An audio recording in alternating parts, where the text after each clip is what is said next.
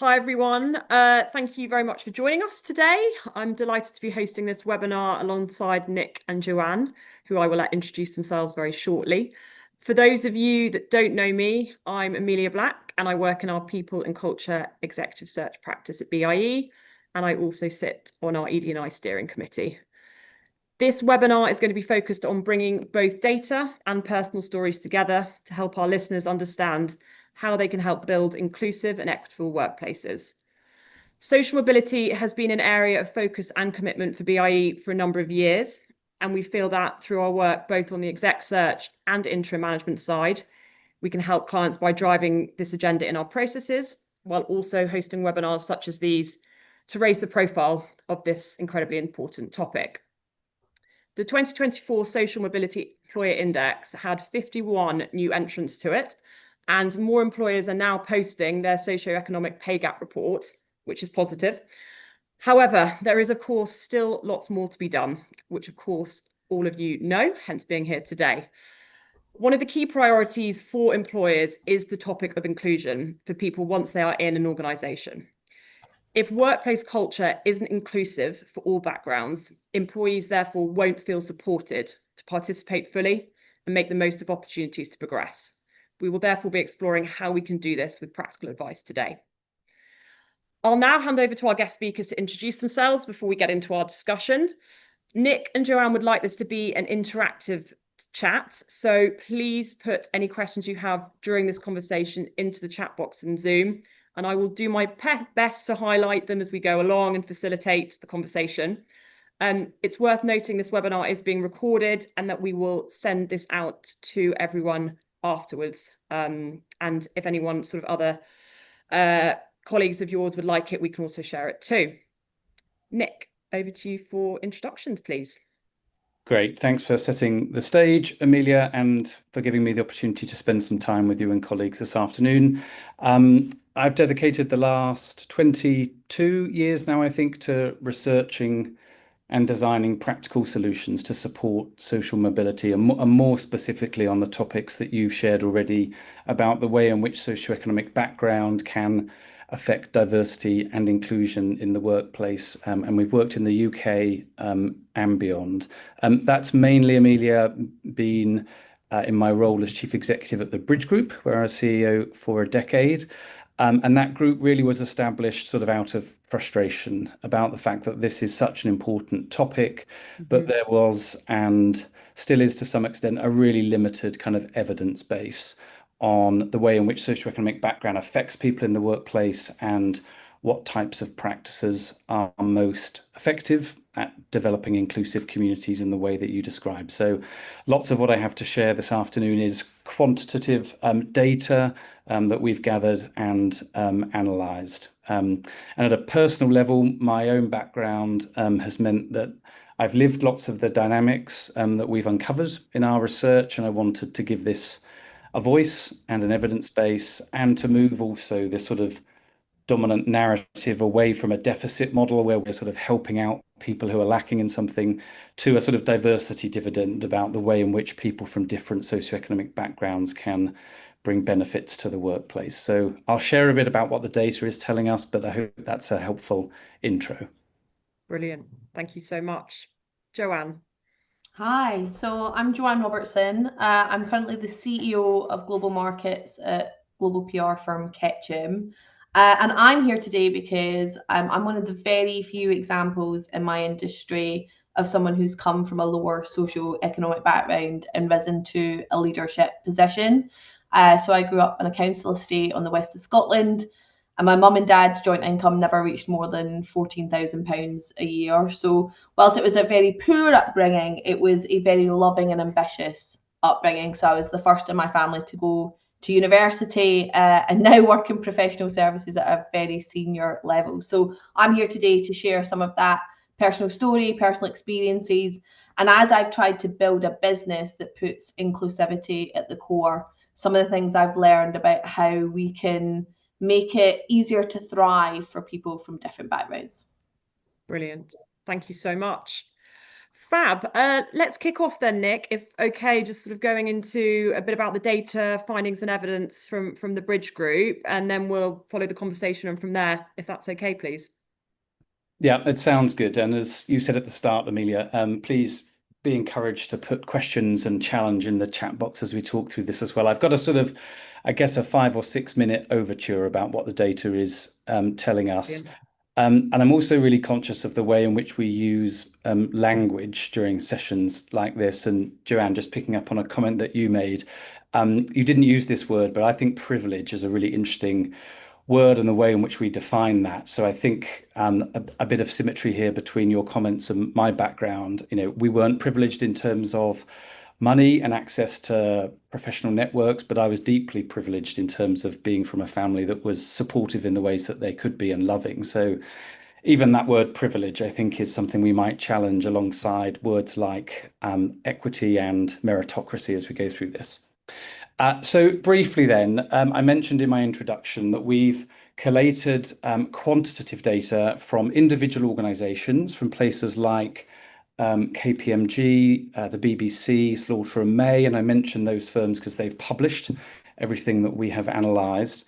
But also, really importantly, too, we've worked with consortia of organisations in particular sectors. So we can benchmark organisations against each other and really importantly, interrogate the question, why should it be that ostensibly similar firms have very different levels of representation by socioeconomic background?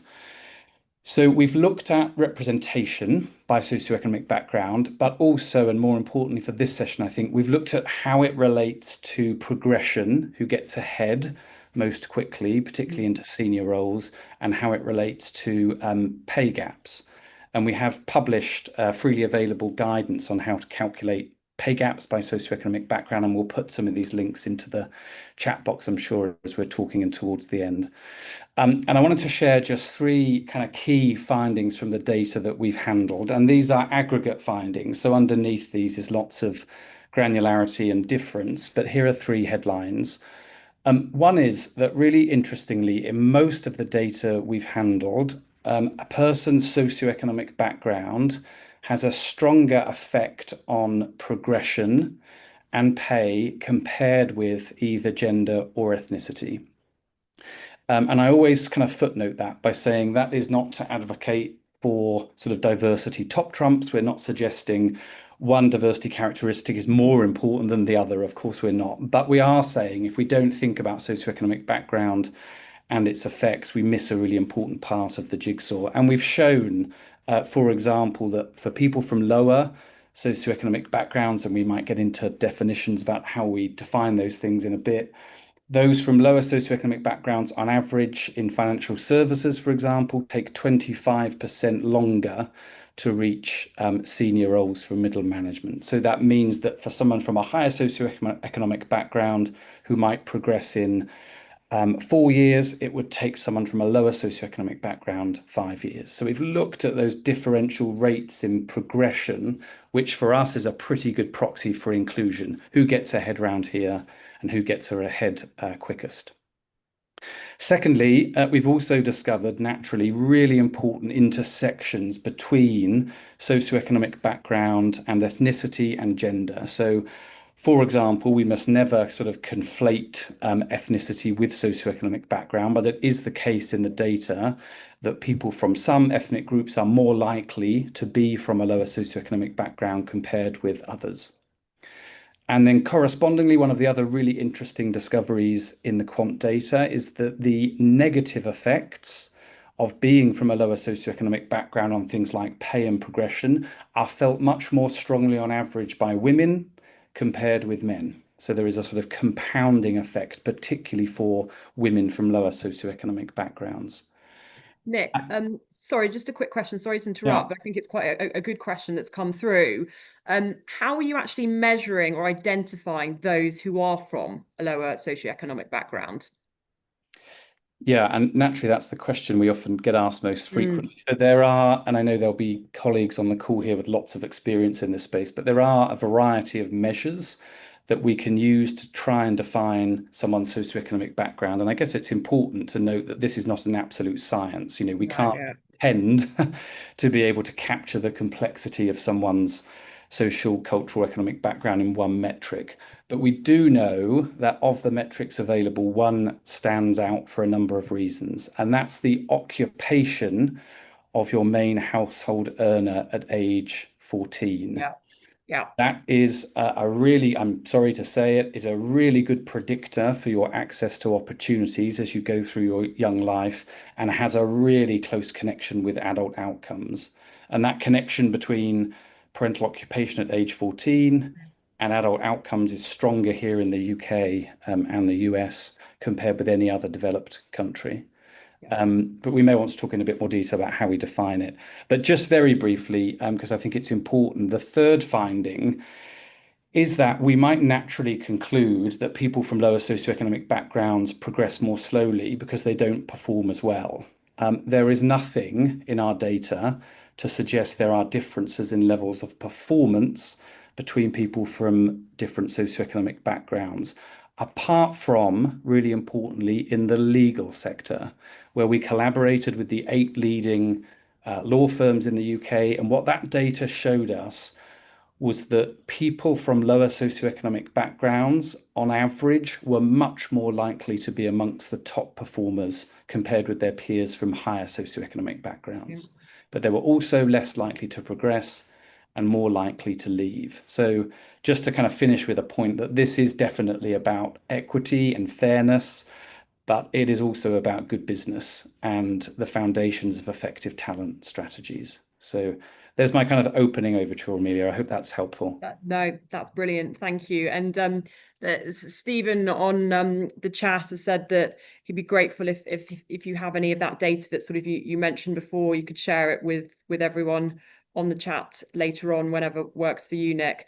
Joanne, did you want to jump in with anything? I know you've just come off mute. I didn't know if you want to say something. No, sure. I was just going to say, so much of what Nik has shared has been my absolute lived experience. Not actually particularly for myself, because my performance did result in progression and fast progression. But as I look at colleagues, it definitely was challenging for them to be able to adapt and fit in. And I think that's the biggest challenge with someone from a lower socioeconomic background coming into the workplace, is often because no one in their household has ever worked in many of the sectors that they end up going into, they don't have someone to guide them on many of the professional social cues. And so you can appear very different to the majority of the colleagues that you are around, because you might not understand hierarchy and corporate infrastructure. You might not understand when you should speak and when you shouldn't. So many of these unwritten rules of professional life are very difficult for someone from a social mobility point of view when they don't have anyone in their household to guide them. Yeah, completely. Thank you. I guess leading on from that, Joanne, it would be great to know a little bit more about your personal story and sort of what you found, so your experience, the barriers that you had. And I guess I was also wondering if there was any particular point in your career that you actually found it sort of the hardest in order to break down those barriers, and if so, how did you address that and what did you do? Because for some people, from a personal perspective, that could be quite useful practical advice too. Sure, thank you. So yeah, as I said in my intro, I grew up in a council estate in the west of Scotland, and I truly believe that education is one of the keys to unlock social mobility. But it's really challenging. So I went to the local primary school on my local council estate and was told more times than I can remember, when I kind of shared my dreams and ambitions. I once wanted to be a Broadway star. I very much like singing and dancing, and I have since I was a little girl. But I remember acutely, being 9 years old and my teacher telling me that was never something someone like us would do. And you think about how many children from lower socioeconomic backgrounds are told that they can't because of where they were born and the socioeconomic status they sit in. And as I said, whilst we didn't have a lot of money, my parents were incredibly loving and very ambitious for how me and my brothers would kind of move out of the poverty that they had lived in all their lives. And so my mum made a decision when I went to secondary school to send me to a school outside of our area, still a state school, but in a much more middle class area. And again, I have a really vivid memory of being 11. I had a much, much stronger West of Scotland accent than I have today. It was very, very kind of Glaswegian rough. And turning up at this middle class school and quickly trying to figure out, how do I fit in here? Because I'm really different to everyone else. And I also remember within just a few months, and only being 11, everybody talking about going to university, which is something I'd never even heard before. And all of a sudden, I was like, well, if they're all going, I'm going to go too. Because again, you're surrounded by teachers and people who just assume you're going to go.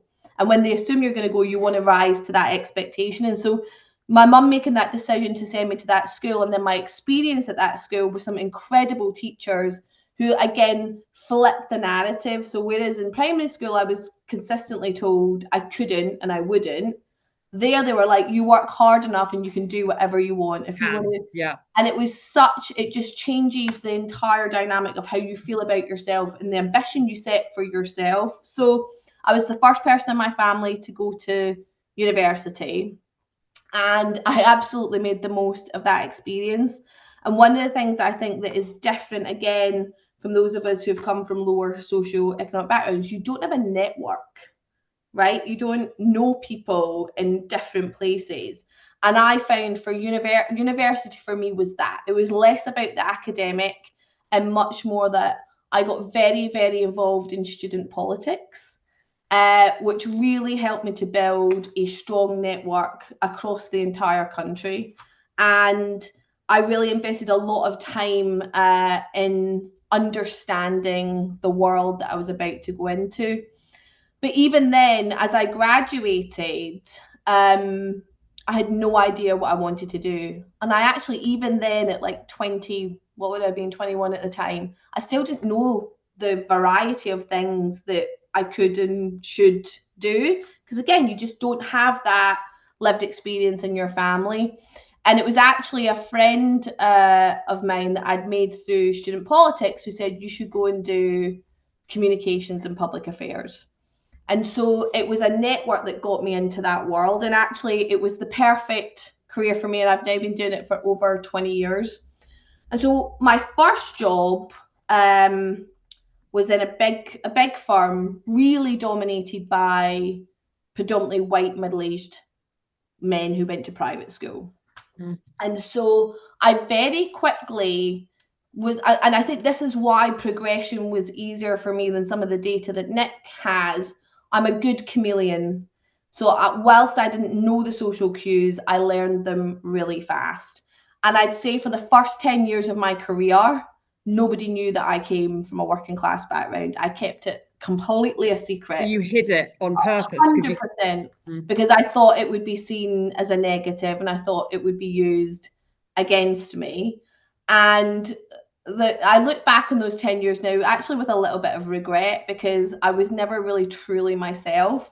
Yeah. And the funniest story I tell is lots of my colleagues would spend a lot of time talking about skiing and ski resorts. Now, I had never been skiing, and to this day I still have never been skiing, but I used to sit and participate in that conversation as though I had, being like, oh, that's an amazing resort, because again, I just felt I need to be like them and fit in rather than be myself. And it was an amazing boss and mentor of mine who did know that I came from a working class background and who really championed my progression through the firm. And he said to me, the reason you have progressed so fast here is because of the characteristics and skills that you gained in that working class community. And that's things like resilience, independence. At age 8, I would come home to an empty house because both my parents worked 2 jobs, right? So you learn how to, be a self-starter, look after yourself. I never felt a sense of entitlement. Like the fact that I was in a good job, meant that I worked harder than anybody else. And so there were so many things that I had, kind of accumulated because of the working class community that I grew up in that I didn't realize was the differentiator. And when I accepted that and then could truly be myself, that even made me much more of a unique and interesting talent for the businesses that I've worked in.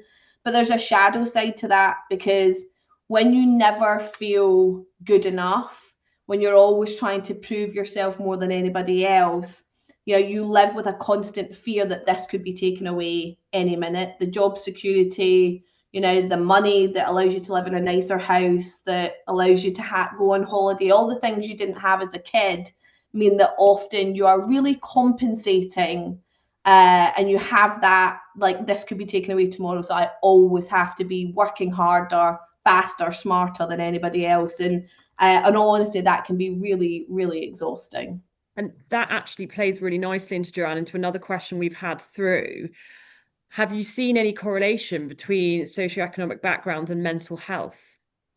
So, I guess that constant worry or anxiety about, the feeling of not fitting in, or that you're constantly chasing, trying to keep your job. Have you seen any sort of that correlation at all between, within Ketchum or previous roles?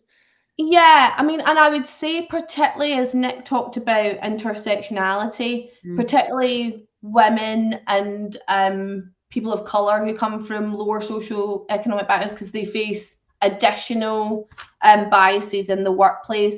Absolutely, you can see the impact that has on mental health. And, look, a lot of it is self-made pressure, right? Like, you've never had some of the things that you have now, and you feel this constant need to, like, the constant fear that it'll be taken away, that you'll screw it up, that people will find you out because you're not like them.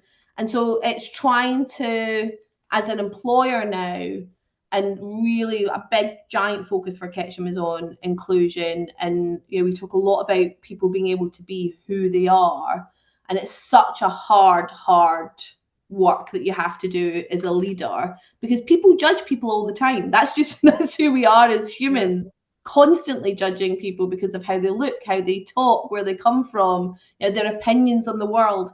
And so if you can really work on a much more inclusive culture, you're probably never going to get it perfect, but if the majority of people can accept people for who they truly are, it does reduce that mental health load. Yeah, thank you. We've had quite a few comments coming through on the chat that they feel, people feel that they relate to what you've been saying, Joanne, coming from similar circumstances. So I think, people being able to talk openly about this, hopefully there's still more to be done, but people feel a lot more open and able to be who they are, talk about where they've come from, rather than, as you were saying, having to hide it and pretend that you went skiing. Did you know any names of the resorts, or did you just sit and sort of? No, I think the one that sticks in my head is like Valdez. I think there's somewhere called that. I just used to know and be like, oh yes, yeah, exactly. Beautiful they are, absolutely beautiful. I mean, I don't know. I suppose I have my own prejudice and bias, because I still wear a badge of pride that I've never been skiing, despite many of my friends trying to convince us to go. Exactly. Thank you. That's really useful. And I guess we can sort of move on a little bit to talk now about inclusion. So that, that is so critical. So, have you, obviously would love to know more, Joanne, about what you have been doing, particularly at Ketchum in that space. But Nik, also, if you have sort of any tangible examples of any organizations that have done a good job with regarding inclusion, making really people sort of feel that they fit in, etc., that they're comfortable to be themselves at work, that would be great. Do you want me to go first, Nik? I've got a very small anecdote, which is when I became CEO of Ketchum in the UK, I've always felt, and that was way back in end of 2017, we've always been, our reputation as a firm is one that's kind and inclusive. And I truly believe that. But I really wanted to have a different strategy, putting inclusion and diversity at the centre of how we were going to grow as Ketchum UK. And we worked with an amazing firm called Creative Equals. And I let them come in and do an audit of the firm. And it absolutely proved Nik's point, like people from non-traditional backgrounds. So whether that was ethnicity, gender, lower socio-economic, all of them were progressing slower than the middle-class white people. And it really shocked me because I was like, but we're so progressive. And we were, but our systems and processes were not. And so what we had to do was completely dismantle how we did things, even from recruitment. We completely dismantled and rebuilt that. How we did performance reviews, how we like identified people for progression. Like we had to go back to basics and rebuild it. And we had to hold ourselves accountable for that, which I truly believe in the vast majority of cases was unconscious bias and judgment. But it's, in order to change that, it's not just, you can't just talk about it. You have to fundamentally change the infrastructure of your business. And it's really hard work. Yeah. Nik. Yeah, really delighted to build on some of that and respond also to some of the questions in the chat. Because I think the reality is that the quant data tells us in a really powerful way what is happening and is eye-opening often, particularly for this characteristic, which, as Joanne, you've described so vividly, is often a sort of hidden characteristic. But the quantitative data doesn't tell us why it's happening, nor what we should do, which is why the sort of interviews, the stories are so important. But I think, that sort of headline from thousands of interviews that we've done, and this echoes, of course, lots of what Joanne has shared, is that often what gets people ahead in the workplace, on the one hand, has actually little to do with job performance, and on the other hand, is much more available typically to those people from higher socioeconomic backgrounds. So things like confidence, presenteeism, self-promotion, access to networks from school and from university, all of those things that we see can get people ahead. So I think part of this, and you spoke to this around your sort of processes and systems, Joanne, is about having much more specificity about talent and what we mean by talent. And, there's a wonderful example of this. And of course, they did it in the particular cultural setting they were in, but Channel 4 produced this brilliant video of sort of what matters round here and what does not matter. When you're thinking of commissioning a program for daytime television, there are certain skills and experiences that really matter. You don't need to be able to talk about German philosophy in those discussions. And I'm being slightly sort of flippant for effect, and I'm sharing this with affection for Channel 4, who have been quite bold and progressive in this space. But I think there are other things too that are practical and that are working really well, because I think that, the note about being more precise about talent is very obvious, but it's remarkable how opaque often in firms talent is defined and progression pathways are defined as well. I also think just general awareness raising is so important in this area, because I think there are lots of people, and I'm not making assumptions about you, Joanne, in this comment, have spent their lives kind of having to hide their socioeconomic background in order to get ahead. And that is exhausting and takes away often from you being as effective as you can in the job. So I think raising awareness of these dynamics and what's actually happening is incredibly important. And I think something that's become deeply unhelpful in this space, and also, frankly, around things like gender equality, is the notion of unconscious bias. In my experience, very few of the things getting in the way here are unconscious, nor are they typically sort of overt discrimination. They're just about raising levels of awareness and being vigilant in your day-to-day behaviours. So we're not saying to people, don't talk about skiing.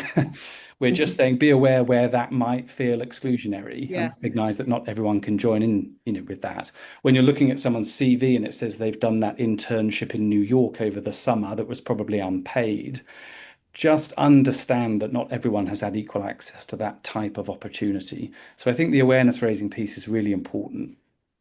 And then finally, and it partly picks up on Joe's comment in the chat box. I'm trying to keep up with people's thoughts and insights. Yes, that was about sort of senior leadership. Yeah, well, I'll speak about an aspect of that, and then obviously, Joanne, your views on this will be fascinating.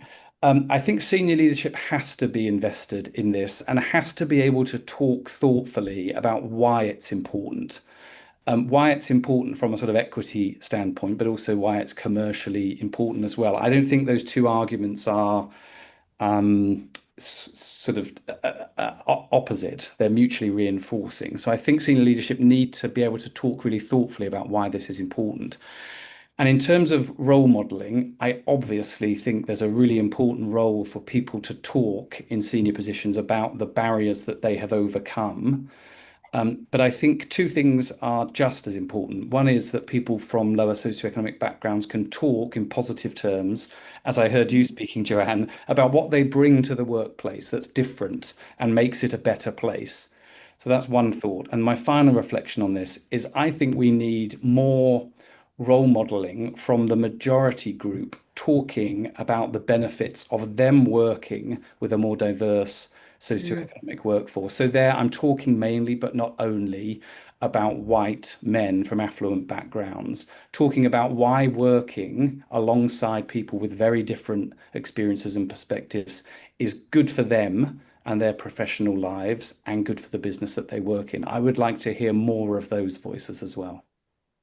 Yeah, I totally agree with that. And building on what you said about Joe's question about leadership teams, that was one of the brilliant recommendations made to me back at the end of 2017 by Creative Equals, was this: most people's diversity inclusion strategies to fill from the bottom, be more diverse at your entry levels. And she said the quickest path to success is if you can diversify and build an inclusive leadership team.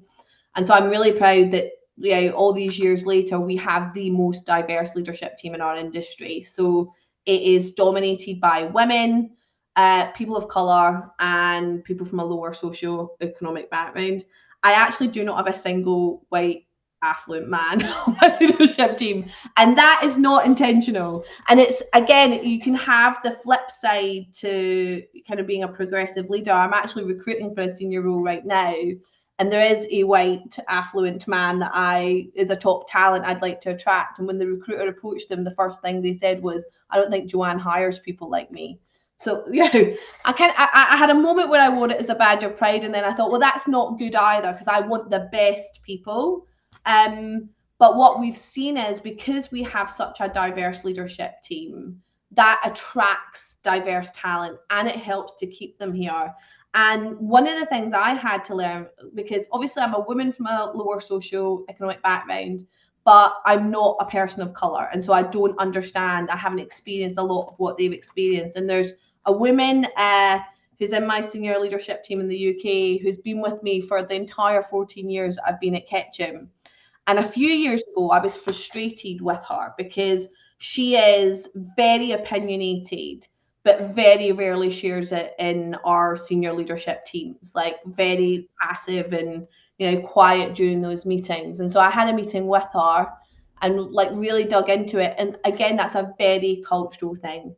She comes from an Indian background where you're brought up to listen and respect the more senior people in the room, respect elders, and speak when you're invited to contribute.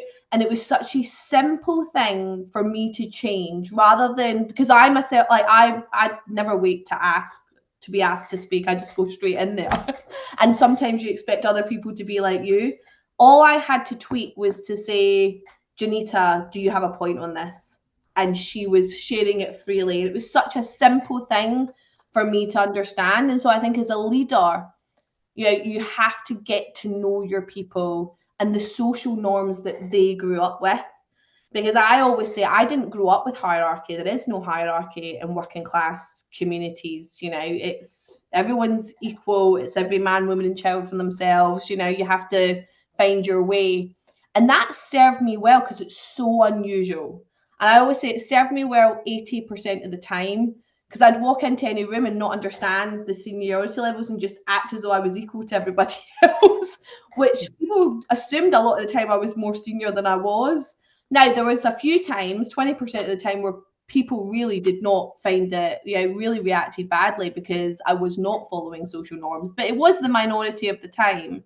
So I do think as a leader, really get to know where your people have come from and how they've formed their view of the world and how they think they should show up. Because often how they think they have to show up isn't necessarily how you need them to show up to get the best result for the team and the business. Are you finding, Joanne, that with such a diverse leadership team as you described, that everyone is a lot more understanding of each other and respectful of and sort of understanding and I guess finding commonalities, but also respecting the differences? And so when you're all sitting around a table together, is everyone sort of understanding of where other people are coming from because everyone is from different backgrounds or what have you? I think there definitely is a level of respect and understanding that it's what makes us different that is making us stronger. But there are all the normal tensions that you have in a senior leadership team and the relationships that go with that. And again, I think for me, the job of the most senior leader in the team is to navigate those relationships and tensions. And the amount of times on any given month I have to have a conversation with people about, the job of the chief creative officer is very, very different to the job of the chief financial officer. And I need you both to respect each other. And you can have robust debate. We thrive when we have robust debate, but you have to understand you're seeking to achieve different things. The end goal is the same, but your role in the team is very different. And so constantly reminding people to respect the role that the person is playing as much as the kind of personality and style that they bring is really important. Yeah, thank you. And question came in, is dressing for positions sort of, for example, the roles that require suits, basically a more expensive wardrobe, is that still an issue, or is this in the research data? I don't think there's a data point I can call on in response to that, but it also relates to the conversation in the chat about supporting people's travel expenses. Yes, exactly. Yeah. Well, I mean, I think any sort of basic progressive firm is alert to the fact that people still have financial barriers and especially, but not only, in their early stages of their career and work experience. I'm seeing more and more work experience opportunities that are advertised as paying full expenses and also a living wage. I think we should begin to call out more loudly firms that don't offer that. In terms of the sort of dress, I do know some organisations we work with, and they're naturally sort of professional services firms, do have a stipend that they offer to people for supporting the types of clothing that they might need to wear in the law office, for example. But just a sort of side note on that, it's fascinating that there's something sort of democratizing about what you have to wear as an accountant or a lawyer. You would think at somewhere like, and again, I say all this with affection, at the BBC or at Google, when you're dressing typically quite informally, there are still very, very unspoken rules about what trainers you will wear. I would say that code is harder to unpick than the code for what you should wear at Slaughter and May when you're meeting a client. It's sort of counterintuitive, but I've heard lots of people talk about that. Yeah, thank you. Another question that's come through is, sorry, let me just try and find it. How do you balance socioeconomic background with people from abroad? Is that a question partly, at least, about the data? Because I could start there. I think so. Yes, probably. I think. Yeah. So, and I'm gonna try to not become tedious and go into too much detail, but I think the parental occupation indicator, one of the reasons it's preferable compared with, for example, were you on free school meals? Did you go to a private school? Those sorts of indicators, is that it's internationally applicable. So on the one hand, when you ask someone about the occupation of their main household earner at age 14, that conflates into a sort of three-tier system. And there are benchmarks we have in most countries that we can use to understand where that occupation is in the sort of pecking order, to use a slightly clumsy but valid phrase, in a country like Poland or South Africa or Mexico. So it's the international transferability of that metric is important as well, especially when we're working with firms like Morgan Stanley, where a huge percentage of their workforce was not educated in the UK. Yeah, thank you. Just following up on another question, do you think external support has a place in increasing social mobility, i.e. unions, for example? Oh, wow. Yeah, quite broad, but any thoughts? I mean, I think from my perspective, I think, look, I was the chair of a charity called the Young Women's Trust for 6 years, which is all about getting young women from lower socioeconomic backgrounds into careers or out of no pay and low pay, which many of them had become trapped in. And one of the pieces of research that the charity did, which I found fascinating, was that most people's life chances are like determined by the age of like 11 and 12. So by the time they enter secondary education. And I found that so devastating. And it goes back to, you see a lot of government research that shows investment in early years is the most important thing, like really setting up kids for success. And I think one of the things we need to do more of is exposing those young people to the variety that is out there in the world. Because as I say, you grow up in those communities and you don't know that there's professional jobs, professional services jobs. You've never even, seen or heard of anyone who's done that. And at Ketchum, we work with an incredible charity called Future Frontiers, which is for, again, kids around that just gone to secondary school. And they get to come and, first of all, they coach the Ketchum staff into how to be coaches for young people. And then they came to Ketchum for a full day that they could see a working office. They could talk to people in different jobs, whether it was people in a finance role, in an account management role, in a creative role. Yeah. And they got to just sit and talk about what their ambitions were. And it was about guiding them to make choices now that set them up for success later. And so I think anything that we can do to expose particularly young people, but even those in their late teens and early 20s, to the opportunity that is out there and what they need to do to grab it is really important. Is there a role for unions in that? Probably. I mean, again, they're in workplaces and workspaces where they can impact whole families. And I don't know enough about what they might already be doing. But yeah, I think there's a role for everyone in changing the dynamic, both of expectation of young people from lower socio-economic backgrounds, like the encouragement and the support and the exposure. The more organisations and institutions that are doing that, I think the better. And maybe Amelia, just to add briefly, and I think unions do lots of wonderful work, but naturally they're focused a lot on the rights of employers and employment law. And colleagues on the call will know socioeconomic background is not yet a protected characteristic in law. It has certain legal duties and implications in Scotland, but not in England, Northern Ireland, nor Wales. So for the unions to really pay attention, I think it would need to be a protected characteristic, and there are pros and cons about going down that route.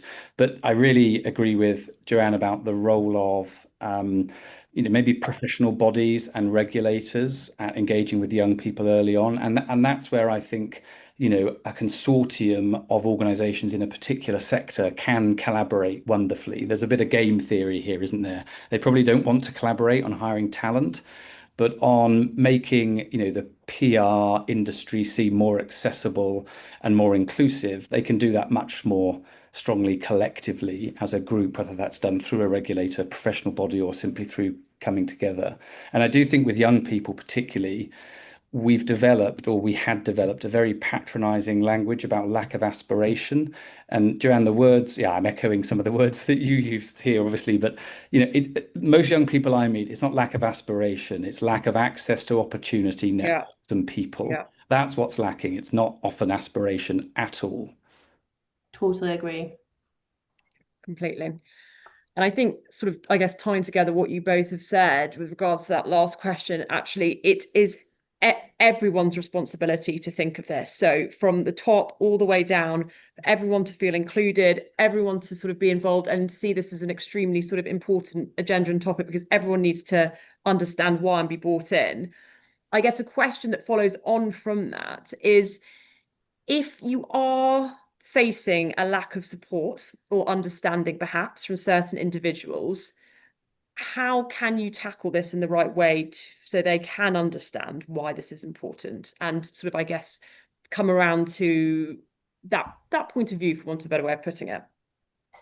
Because it's not going to be all easy, there's always going to be obstacles and some people just not really understanding why it's so important. No, I mean, look, I think I've seen a lot of people try to change their workforce from within as a minority. And I think the negative impact that has on them is huge. And so I think you have to, one of the things I say to people a lot is, if you are in a culture where you feel othered every day, like, vote with your feet and find somewhere that you can truly be yourself. And I know that's easier said than done, but I think unless that, and it goes back to the point earlier about the leadership team, if the senior leadership team, and in all honesty, the most senior person in the organization, isn't interested in either learning about this, raising their own awareness, and really delving deep into their organization, you are fighting a losing battle, because this really is about decades of systemic, like, infrastructure that has to be dismantled in order for people to truly have a sense of belonging and to be able to, next point, to be able to progress with equity, right? Where, like, you're not facing these invisible barriers constantly. So I caution over, like, trying to fight to change a system in a big organization if you're not seeing at least some indication of openness to it. I agree, and that could be applied in sort of all areas, all strands of ED&I. If it's not supported from the top, I just think it's set up to fail, isn't it? So thank you, Nik. Anything to add on that? Well, I guess I would say this, wouldn't I? But I think sharing some of the evidence is helpful, particularly the evidence around performance, which I think for lots of people, unfortunately, is sort of counterintuitive. I know there was a comment in the chat box about the role of sort of government as well. I mean, I think the kind of factors that drive different organizations to commit to these types of change varies by sector and within sector. I think there are a variety of kind of motivators. Most of the firms we work with, I might almost say all of them, the pressure is not coming from a regulator. So the regulator in the legal sector, for example, mandates that firms in England and Wales collect the data and publish it. But beyond that, it doesn't mandate anything specific. The reason law firms are investing in this is because of that evidence point around performance and talent. So I think that's a really important thing to focus on. I also think peer pressure helps too. Amongst the big 4, 5, 6 accountancy firms, once a couple were starting to drive work in this space, the others quickly caught up. And I think lots of the progress there has been a sort of a happy version of peer pressure and sort of competition, which I think is helpful. But I think the framing of this really matters, doesn't it? So, I mean, just to echo some of Joanne's comments earlier, diversity and inclusion in any area, and including in this one, isn't out to get anyone. Done well, it simply puts the person who can perform best in the job and then allows them to thrive. That sounds just like a smart talent strategy to me. That doesn't, I mean, even if we remove the words diversity and inclusion from that, it still makes pretty good commercial sense. And I would add too, one of the challenges in this area, which is talked about very, very rarely is downward mobility. So we've talked a lot about upward mobility and the positive effects of that. But one of the big barriers to diversity and inclusion that we observe in some of the data, and I'm framing this provocatively, sort of intentionally, is that the tolerance of underperformance amongst the majority group. So we would call that in the research sort of opportunity hoarding, or if I was to be more direct, the tolerance of white men who are not performing particularly well in senior positions, but nothing being done about it. That's a pretty big blocker for improving representation in organizations too, and very under discussed. Thank you both. And really appreciate everyone's thoughts in the chat. And we are sort of all reading all this as it comes along. I'll just ask one more question and then we'll move on to sort of the final piece. I'm just conscious of time. The final piece that we wanted to talk around quickly about what's happening in the US and sort of the advice around that. But there was a question.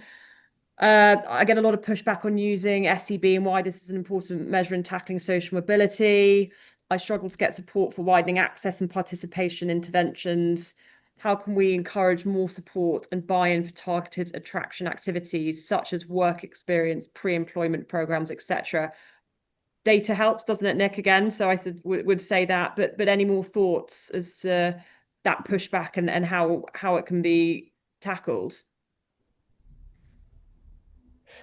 If I've understood correctly, Amelia, I think this is a question about why a firm should invest sort of upstream, as it were, because and Joanne's story speaks to some of this, but one of the main reasons there is such a strong connection between circumstances of birth and adult outcomes in the UK is our very unequal education system. Our university system is world class at three things: teaching, research, and sorting people by social background.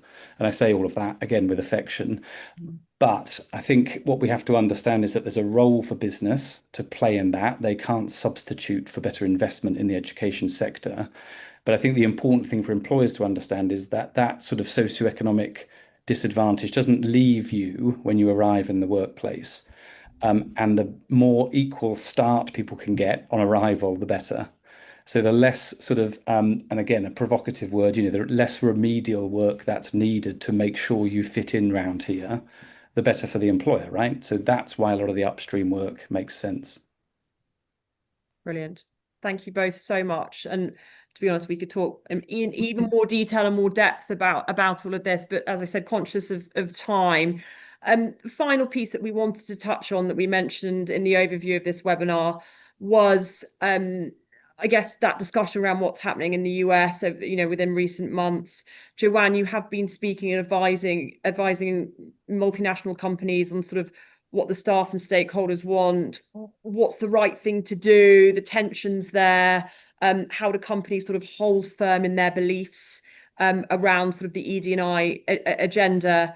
And again, obviously, Nik would welcome your view too. But any thoughts on and advice on this would be, I'm sure, brilliant for our listeners too. Yeah, I mean, look, it's a very, very difficult time. And what we are seeing is, the tone that is being set by the US administration. So many business leaders are just falling into line very, very quickly. Yeah. And I think there's two things that tells us. One is you can see these big businesses that were truly authentic because they are holding firm. They're not picking a fight, and I would never advise any of my clients to pick a fight with the US administration, but they're quietly holding their nerve. And I can't really reveal any of the client names, but if you look at some of the case studies and some of the sectors of the firms, particularly in the consumer sectors of the firms who've held firm, they are seeing the return on that because consumers are voting with their feet. So there is a value in holding true. If you've been authentic through this period, holding firm on it is important. But also we know that US political direction quickly comes to the UK. And so again, I think this is about locking arms and holding the line when it comes to the progress that we have made, which is, there has been progress. I look at the 20 years I've been in business, there has definitely been progress. Do I think it's enough? Absolutely not. but we need to celebrate the progress that has been made. We need to hold the line so that we don't go backwards.